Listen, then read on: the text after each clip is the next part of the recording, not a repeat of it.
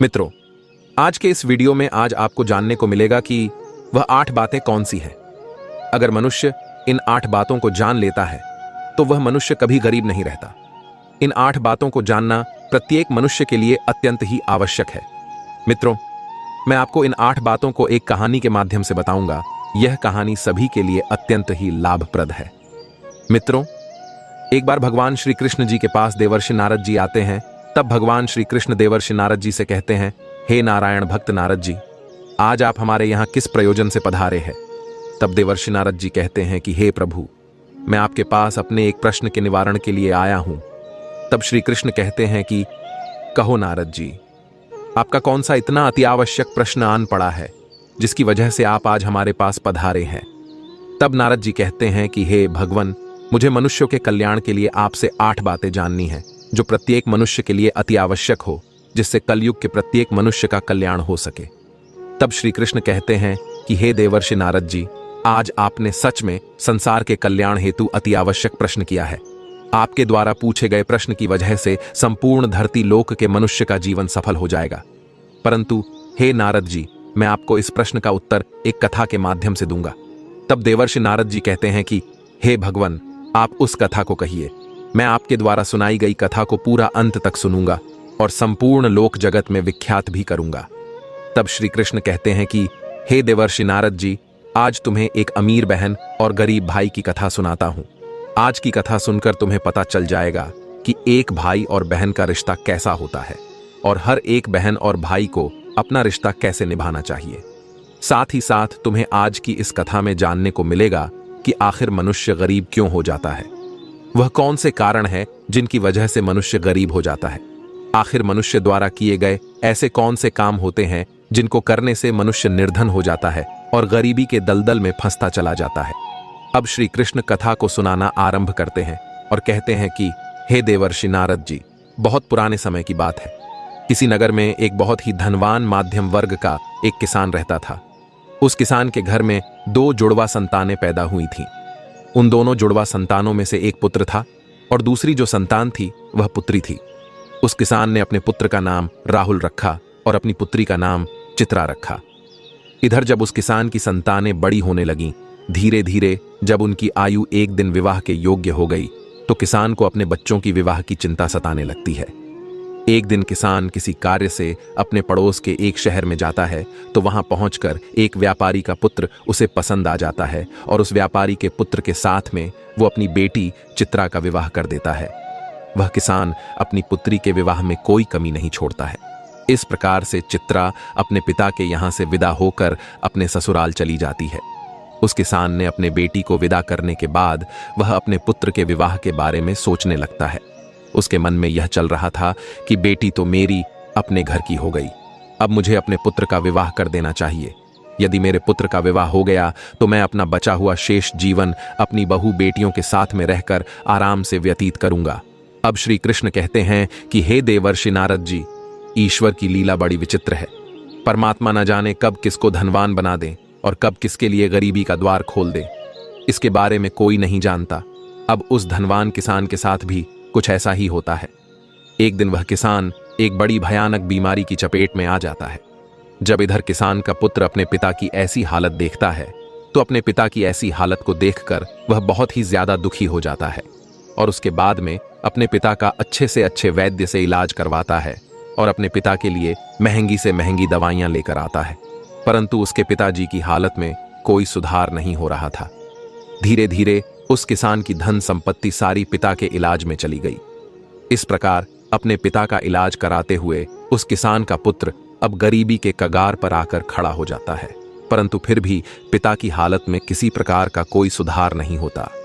जब कोई भी दवाई उस किसान की बीमारी में काम नहीं करती है तो एक दिन वह किसान अपने बेटे को अपने पास बुलाता है और अपने बेटा राहुल से कहता है कि हे पुत्र, जब भी कोई काम मनुष्य के सामर्थ्य से बाहर हो जाए या फिर उस काम का कोई समाधान ना मिले तो फिर ऐसे समय में उस काम को ईश्वर के भरोसे छोड़ देना चाहिए। इसलिए पुत्र, अब तुम मेरी चिंता छोड़ो और तुम अब अपने भविष्य के बारे में सोचो। मेरा क्या है, आज नहीं तो कल मुझे इस संसार को छोड़कर जाना ही है। परंतु तुम्हारे सामने तो तुम्हारी पूरी जिंदगी पड़ी है। मैंने तो अपने दिन बहुत ही अच्छे से जिए हैं। इसलिए हे पुत्र, अब तुम मेरी चिंता करना छोड़ो और अपना विवाह करके अपनी घर गृहस्थी बसा लो। अपने पिता के मुख से इन बातों को सुनकर राहुल एकदम चुप हो जाता है। अब राहुल आखिर बेचारा कर भी क्या सकता था, उसके हाथ में कुछ नहीं था। साथ ही अब उसके घर में जो भी जमा पूंजी थी वो तो उसके पिता के इलाज में सारी की सारी पहले ही खर्च हो चुकी थी। अब राहुल अपने पिताजी से कहता है कि हे पिताजी, जैसा आपके लिए उचित लगे आप वैसा कीजिए। इसके बाद वह गरीब किसान अपने पुत्र की शादी एक गरीब घर की कन्या से करवा देता है। परंतु अब शादी के कुछ दिन बाद ही उस किसान की मृत्यु हो जाती है। इधर पिता की मृत्यु के बाद राहुल अपने पिताजी का पूरी रीति रिवाज से अंतिम संस्कार करता है। राहुल के पास जो कुछ था, खेत खलिहान सब कुछ पिता की बीमारी के इलाज में पहले ही जा चुका था और अब राहुल के पास जो कुछ भी जमा पूंजी बची हुई थी वह पिता के अंतिम संस्कार करने के बाद प्रीति भोज में समाप्त हो जाती है। इस प्रकार से राहुल अब और भी ज्यादा गरीब हो जाता है। मित्रों, जब राहुल एक दिन बिल्कुल ही कंगाल हो जाता है तो वह गांव के बाहर जाकर अपनी पत्नी के साथ एक झोपड़ी को बनाकर रहने लगता है। राहुल पहले से ही मेहनती तो था ही, अब वह दूसरों के खेतों में मेहनत मजदूरी करके अपना और अपनी पत्नी का पेट पालने लगता है। और राहुल की बहन चित्रा, जिसका विवाह एक धनी व्यापारी के घर में हुआ था, उसे जब अपने भाई की स्थिति के बारे में पता चलता है तो वह धनवान बहन अपने गरीब भाई से घृणा करने लग जाती है। मित्रों, अब श्री कृष्ण कहते हैं कि हे देवर्षि नारद जी, कलयुग का प्रत्येक मनुष्य धन का लोभी होता है। जैसे वो राहुल की बहन राहुल के पास धन ना देखकर अपने ही सगे भाई से घृणा करने लगी। वह मन में सोचने लगी कि मेरा भाई अब तो बिल्कुल ही कंगाल हो चुका है, उसका घर जमीन सब बिक गया है और अब उसके पास में एक फूटी कौड़ी भी नहीं बची है। यदि वह ऐसी हालत में वह मेरे ससुराल आता है तो उसे देख देख कर मेरी देवरानियां और जेठानियां मेरा बड़ा ही अपमान करेंगी और मेरा मजाक बनाएंगी कि तेरे मायके वाले तो बिल्कुल ही कंगाल है। अब ऐसे तो मेरे ससुराल में मेरी बहुत ही ज्यादा बदनामी हो जाएगी। इस कारण से वह चित्रा अपने सगे भाई से रिश्ता तोड़ देती है। वह बहन अपने भाई के लिए इतनी निर्दयी हो जाती है कि न तो चित्रा अपने भाई को अपने ससुराल बुलाती है और ना ही कभी अपने भाई के घर जाती है। अब चित्रा के भाई राहुल को धीरे धीरे अच्छी तरह से पता हो जाता है कि अब मेरी प्यारी सी मुस्कान वाली जो बहन हुआ करती थी वही बहन आज मुझसे नफरत क्यों कर रही है। इसलिए राहुल भी अपनी बहन के ससुराल कभी नहीं जाता है। इस प्रकार से चित्रा तो बड़े ऐसो आराम के साथ में अपनी ससुराल में अपनी जिंदगी गुजार रही थी, परंतु राहुल मेहनत मजदूरी करने के बाद भी अपनी पत्नी के साथ झोपड़ी में रहकर किसी तरह से अपने जीवन के दिनों को काट रहा था। अब श्री कृष्ण कहते हैं, हे देवर्षि नारद जी, ऐसे ही करते करते कुछ साल गुजर जाते हैं। अब चित्रा की भी संतानें बड़ी हो चुकी थीं। कुछ साल गुजरने के बाद एक दिन राहुल की बहन चित्रा के लड़के का विवाह तय हो जाता है, लेकिन राहुल की बहन चित्रा अपने भाई को निमंत्रण का आमंत्रण नहीं भेजती। जब राहुल को इस बात का पता चलता है कि उसके भांजे की शादी होने वाली है तो इस बात को सुनकर राहुल प्रसन्न हो जाता है और अपनी पत्नी के पास जाकर इस बात की खबर देता है। राहुल की पत्नी का नाम दिव्यानी था। जब राहुल अपनी पत्नी दिव्यानी को यह बातें बताता है कि मेरी बहन के बेटे की शादी है और हम सभी को बहन के घर जाना है, अब राहुल की पत्नी को इस बात की जानकारी होती है कि ननद के बेटे की शादी है, तो वह इस बात को सुनकर अत्यंत ही खुश हो जाती है। अब वह सोचने लगती है, चलो इसी बहाने से सही, कम से कम मैं अपनी ननंद से जाकर के मिल तो आऊंगी और उसके घर को देख आऊंगी। दिव्यानी खुश होकर अपने पति से कहती है, हे पतिदेव, मैं आपके साथ में जरूर चलूंगी, लेकिन पहले मुझे यह बताओ, क्या हमारी प्यारी ननद ने हमारे लिए निमंत्रण के लिए आमंत्रण पत्र भेजा है या नहीं। अपने पत्नी के मुख से इन बातों को सुनकर अब राहुल बिल्कुल ही चुप हो जाता है। अब राहुल अपनी पत्नी दिव्यानी से कहता है कि हे प्रिय, न्योता तो नहीं आया है, पर मुझे यह दूसरों के द्वारा खबर मिली है कि हमारे भांजे की शादी है, परंतु इससे क्या फर्क पड़ता है कि न्योता आया है कि नहीं, आखिर वह भी तो हमारी बहन का ही बेटा है।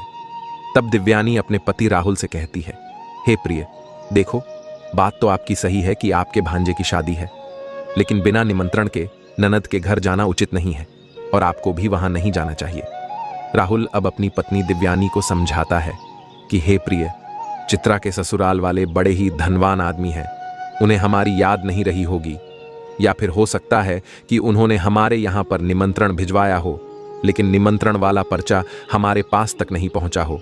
इसलिए हे प्रिय, तुम किसी भी प्रकार की कोई भी सोच विचार मत करो और बच्चों को निमंत्रण जाने के लिए तैयार करके मेरे साथ तुम भी बहन के घर के लिए चलो। जब दिव्यानी ने अपने पति राहुल की इन बातों को सुना तब उसने जवाब दिया। दिव्यानी कहने लगती है, हे पिया, यदि तुम जाना चाहते हो तो तुम जा सकते हो, लेकिन बिना निमंत्रण के मैं नहीं जाऊंगी। राहुल ने जब अपनी पत्नी के मुख से ऐसी बातें सुनी तो रोहित कहता है, ठीक है, यदि तुम्हारी यही इच्छा है तो तुम बच्चों के साथ घर पर ही रहो। मैं अकेला चित्रा के ससुराल के लिए चला जाता हूं। यदि मैं अपनी बहन के ससुराल नहीं गया तो मेरी बहन की देवरानियां और जेठानियां मेरी बहन को ताना मारेगी और कहेंगी कि खर्चा ना हो जाए, इसलिए तेरा भाई नहीं आया। अब इतना कहकर के राहुल घर के अंदर से बाहर चला जाता है। अब श्री कृष्ण कहते हैं, हे देवर्षि नारद जी, अब राहुल जो था वह बहुत ही ज्यादा गरीब हो चुका था। राहुल के पास चावल और वस्त्र खरीदने के लिए पैसे नहीं थे। अब राहुल अपनी बहन के घर जाने के लिए वह अपने मित्र से थोड़े से पैसे उधार लेता है। अब राहुल ने उधार लिए हुए पैसों से अपनी बहन चित्रा और अपने बहनोई के लिए सुंदर सुंदर वस्त्र खरीदता है और उन कपड़ों को लेकर के अपनी बहन के ससुराल के लिए चल देता है। पैदल चलते चलते राहुल को सुबह से शाम हो जाती है। तब वह अपनी बहन के दरवाजे पर पहुंचता है और दरवाजे के एक तरफ जाकर के खड़ा हो जाता है। राहुल बेचारा दरवाजे पर खड़े होकर अपनी बहन चित्रा के आने का इंतजार कर रहा था। तभी चित्रा की जेठानी की नजर राहुल पर पड़ जाती है और वो राहुल को पहचान लेती है। राहुल को देखने के बाद चित्रा की जेठानी जाकर चित्रा से बताती है कि हे चित्रा, आज तेरा भाई तेरे घर आया है, जाके देख, तेरा भाई तेरे दरवाजे पर खड़ा है। जब चित्रा ने अपनी जेठानी के मुख से ऐसी बातों को सुनती है तो वह अपनी जेठानी से पूछने लगती है कि हे बहन, यदि तुमने मेरे भाई को द्वार पर खड़ा देखा है तो मुझे यह बताओ, मेरा भाई मेरे ससुराल में किस हालत में आया है और मेरे भाई ने आखिर कैसे कपड़े पहने हैं। अब चित्रा की जेठानी कहती है कि तुम्हारा भाई फटे पुराने वस्त्र पहनकर तुम्हारे द्वार पर खड़ा है, वो तुम्हारे आने का इंतजार कर रहा है। यह सुनकर चित्रा गुस्से से भर जाती है और सभी से नजरों को बचाते हुए अपने भाई के पास पहुंचती है। राहुल जब अपनी बहन चित्रा को अपने पास आते हुए देखता है तो खुशी के मारे उसका चेहरा खिल उठता है। अपनी बहन को देखकर के राहुल की आंखों में आंसू आ जाते हैं। उसके बाद चित्रा अपने भाई को अपने साथ में लेकर सबकी नजरों से बचाते हुए अपने घर के अंदर सबसे अंदर ले जाती है और पूछने लगती है कि हे भाई, तुम्हारे पास आखिर किसने निमंत्रण भेजा था जो तुम यहां चले आए। तब राहुल कहता है, बहना, तुमने तो अपने भाई को बिल्कुल भुला ही दिया है, परंतु मुझे किसी से पता चला कि मेरे भांजे की शादी है, इसीलिए मैं तुम्हारे लिए और तुम्हारे बेटे के लिए नए कपड़े लेकर आया हूं।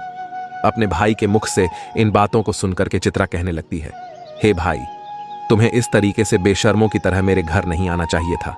तुम इस तरीके से फटे पुराने कपड़े पहनकर मेरे घर तक चले आए, यह मेरे लिए बड़े लाज की बात है। कम से कम अपनी नहीं तो मेरी इज्जत, मेरे मान सम्मान का ख्याल तो किया होता।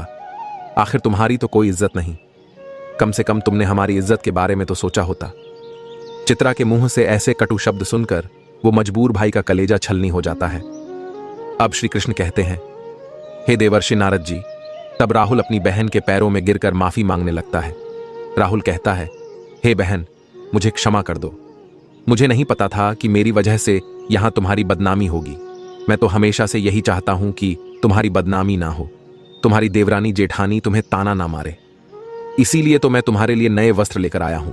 यदि मुझे यह बातें पहले ही पता होती कि तुम मेरी वजह से इतनी आहत हो जाओगी कि तुम्हें मेरे आने से इतना बुरा लगेगा, तो मैं तुम्हारे दरवाजे पर कभी नहीं आता। मैं तो यह सोचकर आया था कि मेरे भांजे की शादी है, यदि मैं नहीं पहुंचा तो मेरी बहन की देवरानी जेठानी मेरी बहन को ताने मारेगी। चित्रा को राहुल की बातों को सुनकर गुस्सा जब थोड़ा सा शांत होता है तब वो राहुल से कहती है, चलो, जब तुम आ ही गए हो तो मेरी एक बात तुम कान खोलकर सुन लो। जब तक मेरे बेटे की शादी नहीं हो जाती तब तक इस जगह पर बंद रहना और भूल कर भी इस कमरे से बाहर निकलने की गलती मत करना, वरना तुम्हें देखकर लोग कहेंगे चित्रा का भाई तो भिखारी है। जब सभी मेहमानों के लिए भोजन बन जाएगा तो मैं तुम्हें भोजन की थाली इस कमरे में पहुंचा दूंगी। तुम भोजन खा करके चुपचाप पिछले दरवाजे से अपने घर को चले जाना।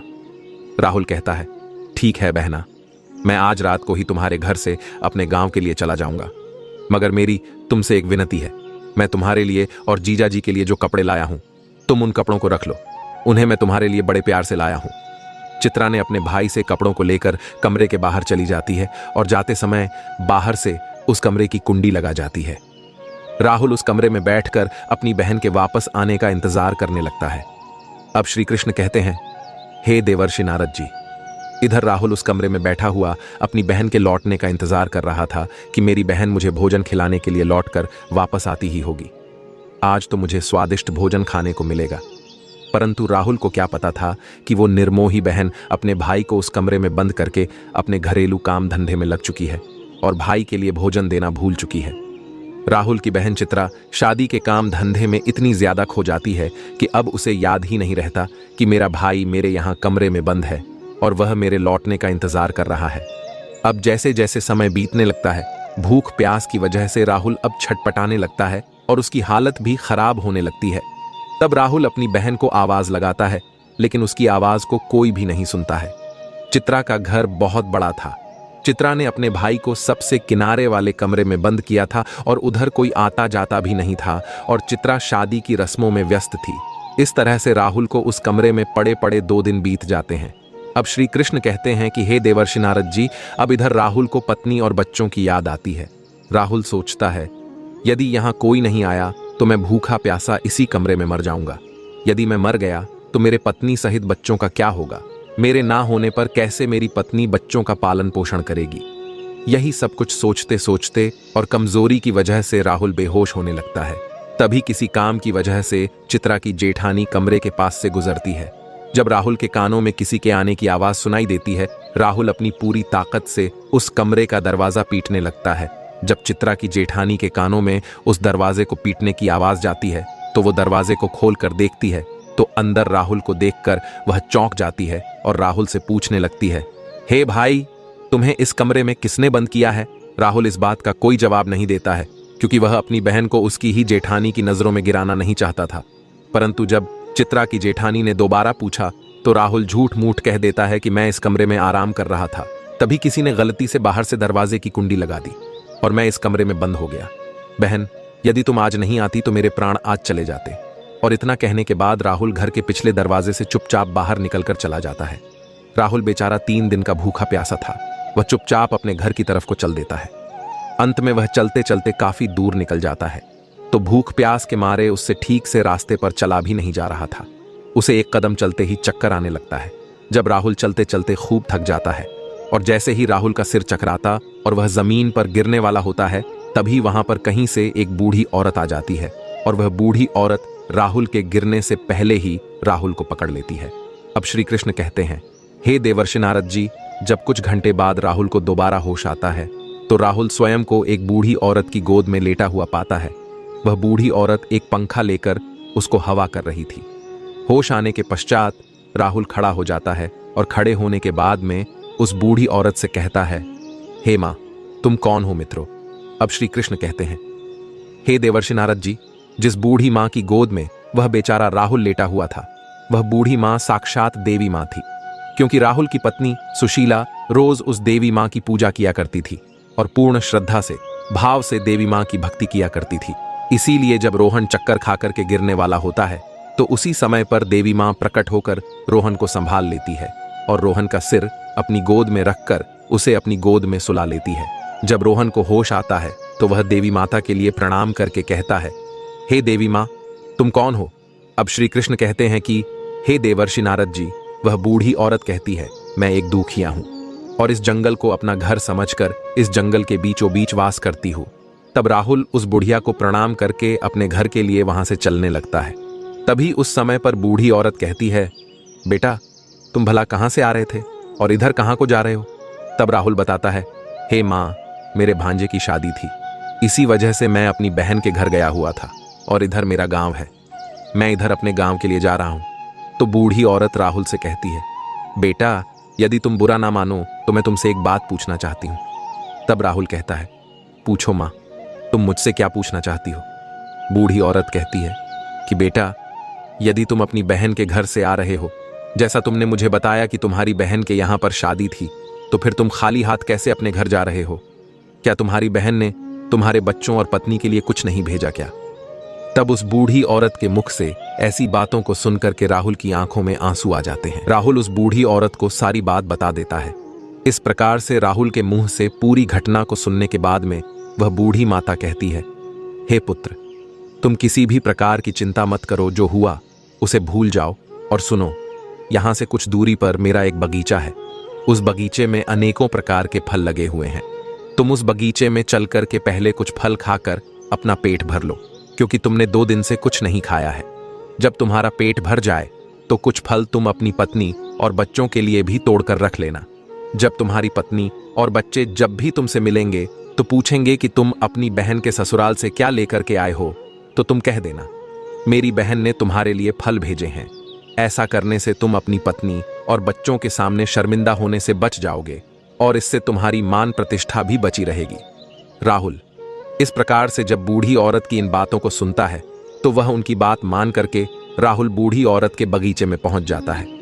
उस बगीचे में नाना प्रकार के फल लगे हुए थे। तब राहुल उन वृक्षों से फल तोड़कर खाने लगता है और जब उसका पेट भर जाता है तो कुछ फलों को तोड़ करके वह अपने थैले में रख लेता है। यह सब करने के बाद में राहुल उस बूढ़ी औरत से आज्ञा लेकर अपने घर के लिए चलने को तैयार होता है। तो वह बूढ़ी औरत राहुल से कहती है, हे पुत्र, जाते समय तुम मेरी इन 8 बातों को ध्यान से सुनते जाओ, ये तुम्हारे जीवन में बहुत ज्यादा काम आएंगी। मित्रों, अब श्री कृष्ण कहते हैं, हे देवर्षि नारद जी, आपने अभी तक जो कहानी सुनी है कि वह 8 बातें कौन सी हैं जिसे सबको पता होना चाहिए, अब इस कथा में आपको वह 8 जानने को मिल जाएंगी। अब श्री कृष्ण कथा को आगे बढ़ाते हुए कहते हैं कि इस प्रकार से बूढ़ी औरत जो साक्षात देवी का अवतार थी, वह राहुल को 8 बातें बताती है। उन 8 बातों को सुनकर के राहुल अपने घर के लिए चल देता है। जब राहुल फलों से भरे हुए उस थैले को लेकर अपने घर पर पहुंचता है, तब राहुल के छोटे छोटे बच्चे और राहुल की पत्नी राहुल के पास आते हैं और पूछने लगते हैं, पिताजी, आप बुआ के घर से आ रहे हो, आखिर बुआ ने हमारे लिए क्या भेजा है? राहुल ने जब अपने बच्चों के मुंह से यह सुना, तब राहुल ने अपने हाथों का थैला अपनी पत्नी को थमा दिया और थैला देने के बाद राहुल घर से बाहर निकलकर चला जाता है। राहुल के जाने के बाद में राहुल की पत्नी जब उस थैले को खोलकर देखती है तो थैले के अंदर का नजारा देखकर राहुल की पत्नी एकदम से हैरान रह जाती है। दिव्यानी थैले में देखती है कि वो थैला पूरा सोने चांदी के रूप में बने फलों से भरा हुआ है। राहुल जो फल लाया था उसमें से कुछ अनार भी थे। जब राहुल की पत्नी ने अनार को फोड़ा तो अनार के फलों से हीरे निकलते हैं। ये सब देख करके राहुल की पत्नी बहुत खुश हो जाती है। वह भागी भागी अपने पति के पास में पहुंचती है और अपने पति के पास पहुंच करके अपने पति से कहती है कि हे प्रिय, तुम तो शादी में गए थे और आखिर तुम लेकर क्या आए हो? अपनी पत्नी की इन बातों को सुनकर राहुल सोचने लगता है कि मेरे घर वालों को शायद फल पसंद नहीं आए होंगे, इसीलिए मेरी पत्नी मुझसे ऐसी बात पूछ रही है। मुझे तो अपने बच्चों के लिए लड्डू पेड़ा लेकर आना चाहिए था। तब राहुल अपनी पत्नी से कहता है, हे प्रिय बहन ने जो कुछ भी भेजा है वह मैंने लाकर तुम्हें दे दिया। अब जो कुछ भी थैले में है उसे ही बच्चों को बांट कर दे दो। तब पत्नी कहती है, हे प्रिय, पहले तुम घर के अंदर चलो और घर पर चलकर देखो तो कि तुम्हारी बहन ने तुम्हारे लिए क्या भेजा है। यह कहकर दिव्यानी अपने पति के हाथ को पकड़कर घर के भीतर ले जाती है और अपने पति से कहती है, इसे जरा देखिए तो सही, आखिर हमारी ननद ने हमारे लिए क्या भेजा है। और इतना कहकर दिव्यानी राहुल के सामने थैले को पलट देती है। थैला पलटते ही अंदर से हीरे मोती सोना चांदी निकलते हैं। दिव्यानी कहती है कि आखिर हमारी ननद ने तो हमारा भाग्य ही बदल दिया, उन्होंने फलों में छुपा करके हीरे मोती भेजे हैं। जब यह नजारा राहुल देखता है तो उसे समझ आ जाता है कि मुझे जो रास्ते में जो बूढ़ी औरत मिली थी वह कोई साधारण औरत नहीं थी, वह बूढ़ी औरत कोई देवी मां थी। लेकिन इस बारे में राहुल अपनी पत्नी से कुछ भी नहीं बताता है और मन ही मन उस बूढ़ी औरत का धन्यवाद करता है। अब इस प्रकार से राहुल को बहुत सारा धन मिल जाता है। राहुल पहले की तरह फिर से धनवान बन जाता है। कुछ समय बाद राहुल अपनी पत्नी और बच्चों के लिए एक अच्छा सा आलीशान महल बनवाता है और बड़ी शान और शौकत के साथ राजा महाराजाओं की तरह उस महल में रहने लगता है। और सभी नगर के लोग भी राहुल को ऐसा देख करके उसका मान सम्मान करने लगते हैं। धीरे धीरे करके इधर जब राहुल का महल तैयार हो जाता है, जब उसकी राजा महाराजाओं जैसी शान शौकत हो जाती है, तो एक दिन राहुल की पत्नी सुशीला अपने पति से कहती है कि हे प्रिय, बहुत ही जल्द सावन का महीना आने वाला है और सावन के महीने में सभी स्त्रियां अपने पिता के घर जाती हैं, इसलिए तुम भी अपनी बहन के ससुराल जाओ और मेरी ननंद को मेरे घर बुला कर लाओ। इसी बहाने से वो अपने नैहर को घूम जाएंगी, इसी बहाने से मैं भी अपने ननंद से मिल लूंगी।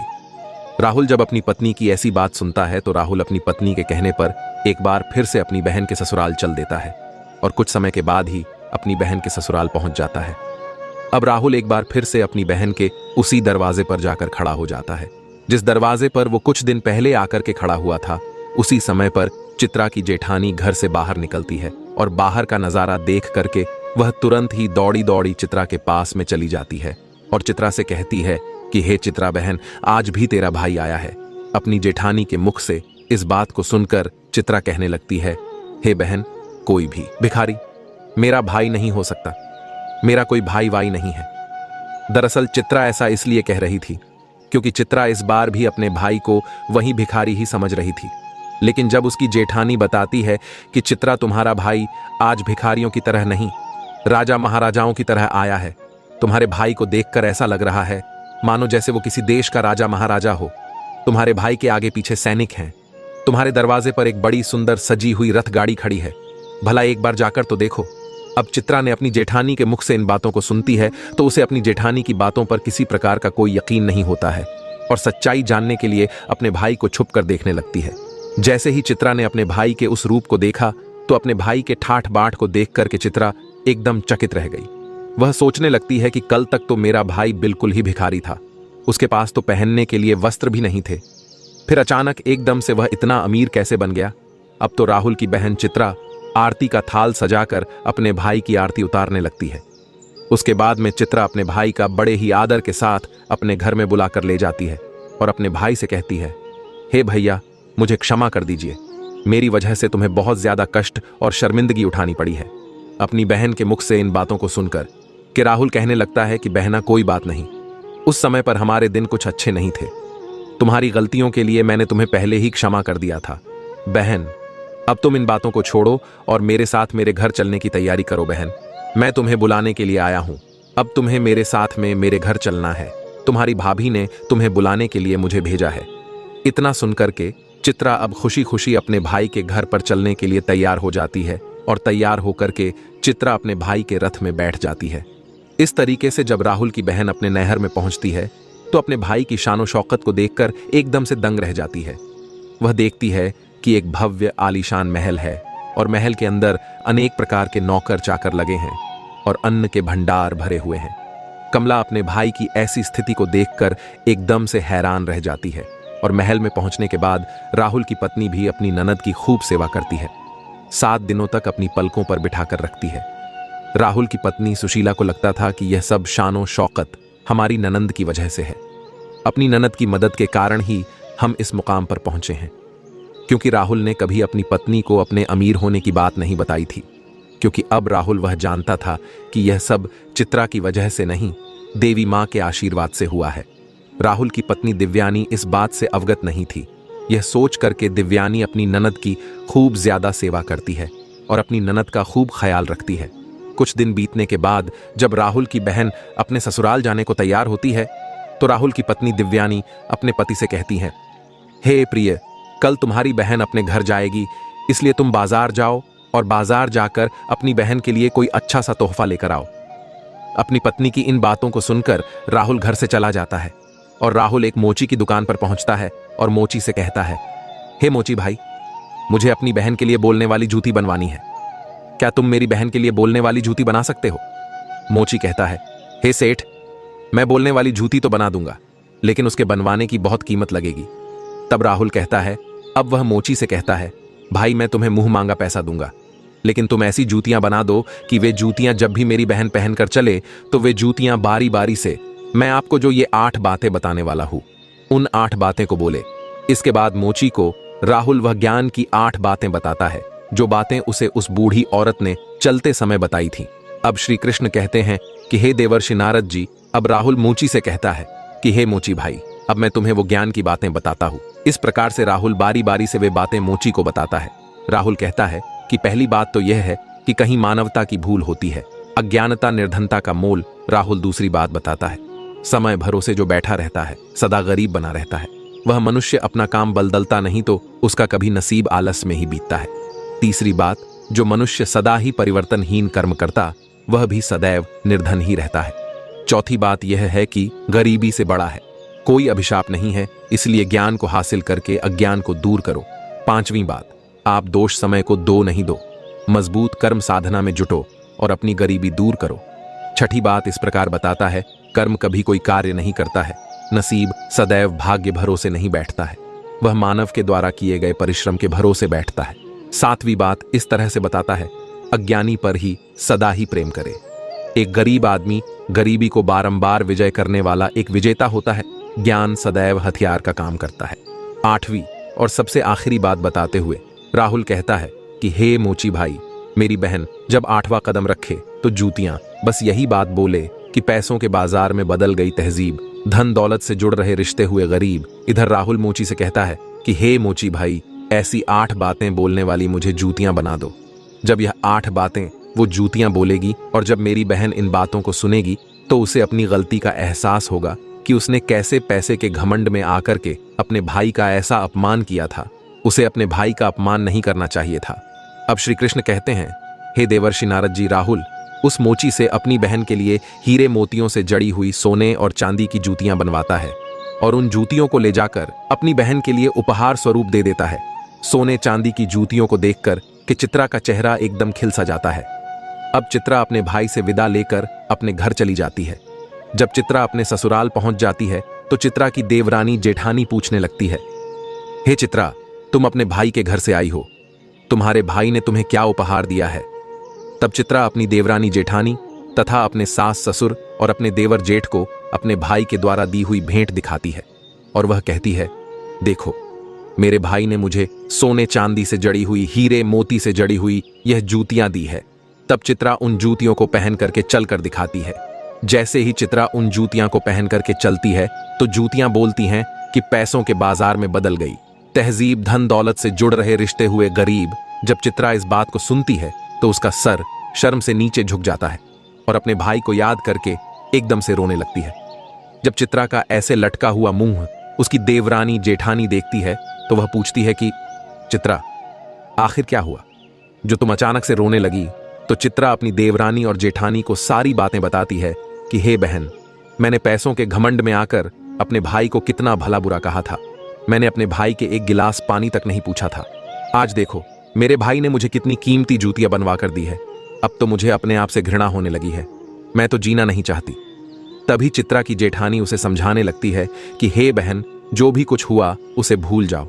आगे से याद रखना, कभी किसी के साथ में ऐसा बर्ताव मत करना, क्योंकि जो व्यक्ति धन दौलत का घमंड करता है उससे माता लक्ष्मी हमेशा के लिए दूर चली जाती है। इसलिए मेरी यह बातें तुम सदा याद रखना।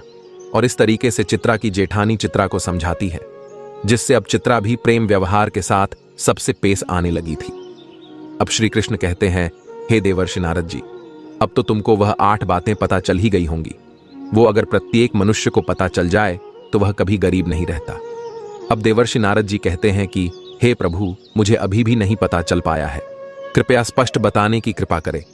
अब श्री कृष्ण कहते हैं, ठीक है देवर्षि नारद जी, मैं तुमको बताता हूं कि वह 8 बातें कौन सी है जिन्हें जानने के बाद मनुष्य कभी गरीब नहीं रहता है। पहली बात, जो व्यक्ति रात्रि के समय रसोई में झूठे बर्तन रखता है और खाने पीने की चीजों को बर्बाद करता है, ऐसा व्यक्ति बहुत ही जल्दी निर्धन हो जाता है। दूसरी बात, जिस घर में घर की स्त्रियों का अपमान होता है, स्त्रियों की इज्जत नहीं की जाती, उस घर में देवी लक्ष्मी ज्यादा दिनों तक नहीं रुकती।